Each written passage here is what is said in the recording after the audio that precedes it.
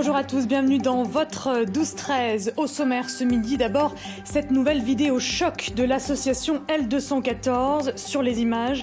Un élevage intensif de poulets du Puy-de-Dôme, des animaux entassés en souffrance, loin de l'image idyllique du poulet d'Auvergne. Pourtant, cet élevage serait conforme dans les règles. Pour en parler avec nous, le cofondateur d'L214, Sébastien Arsac. La vidéo a fait le tour du web, celle d'un élevage de volailles dans le Puy-de-Dôme. On y voit des poulets entassés, malades, en décomposition à même le sol. L'auteur des images, l'association L214 qui lutte contre les violences faites aux animaux.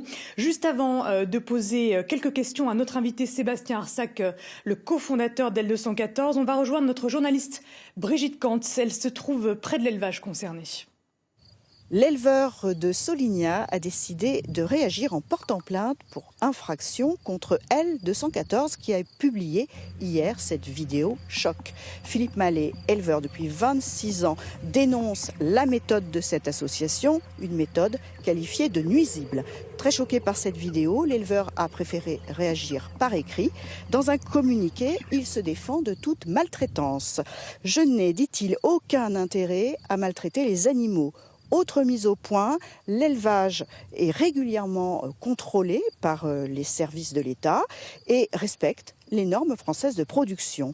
Cette campagne de L214 est vécue par l'agriculteur comme une opération violente et il ajoute qu'elle fait beaucoup de mal aux éleveurs et risque de ruiner les éleveurs de la région.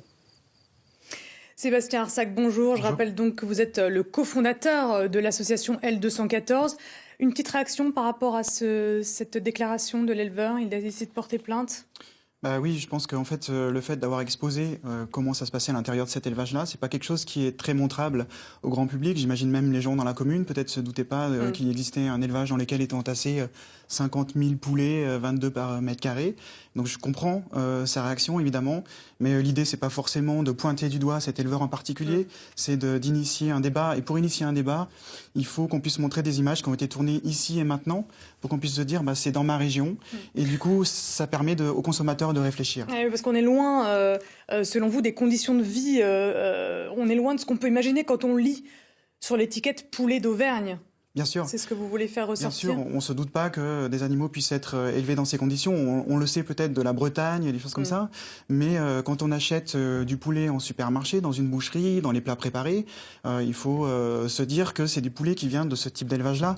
En France, on a 8 poulets sur 10 qui sont élevés dans des conditions qui sont similaires à cet élevage de Solignat. C'est-à-dire des poulets qui ont été sélectionnés pour grandir très rapidement. Il faut imaginer qu'un poulet, pour avoir un poids d'abattage de 1,5 kg, aujourd'hui, il fallait 4 fois plus de temps en 1950. Et ça, c'est la sélection génétique qui a fait qu'on a voulu développer le muscle des poulets. Et du coup, l'ossature, le poumon, le cœur n'arrivent pas à suivre cette croissance accélérée. Les résultats, ils tiennent même plus sur leurs pattes. Voilà, on voit sur ces images des poulets boiteux, des poulets malades, des poulets qui meurent et qui se décomposent dans la litière. Pourtant, l'éleveur affirme qu'il est dans les règles. Il a été contrôlé en 2018. Ces images, c'est donc la norme dans les élevages intensifs? C'est la norme. Effectivement, ça ressemble à peu près à ce qu'on a pu filmer dans d'autres élevages de la marque Doux, Maître Coq. Ce sont effectivement des élevages qu'on peut dire à peu près dans les clous parce que il y a aussi une réglementation qui dit que les animaux ne doivent pas souffrir, qu'on doit les soigner. Évidemment, un éleveur dans un élevage comme ça de 50 000 poules ne peut pas soigner les animaux, vraiment. C'est un traitement par l'eau. Et effectivement, c'est ce type d'élevage-là qui est le plus fréquent en France. Donc finalement, c'est tombé sur cet élevage du Puy-de-Dôme. Ça aurait pu tomber sur un autre élevage. On aurait trouvé la même chose. Alors, on a quand même plusieurs modes d'élevage en France. On a des élevages plein air, des élevages label rouge ou bio, où là, les poulets peuvent au moins aller à l'extérieur, parce que dans cet élevage-là, l'éleveur reçoit des poussins et il va les emmener jusqu'à 35 jours dans un bâtiment fermé sans avoir accès à l'extérieur, dans une grande promiscuité. On a quand même d'autres modes d'élevage aujourd'hui en France. Mais c'est vrai que la plupart des poulets aujourd'hui sont élevés dans ces conditions-là. Alors s'il est dans les clous, que faire? Qu'est-ce que vous demandez rapidement? Alors je pense qu'il y a au niveau évidemment politique, il y a des réglementations à avoir pour que ce type d'élevage-là soit interdit, ces modes d'élevage-là soient interdits.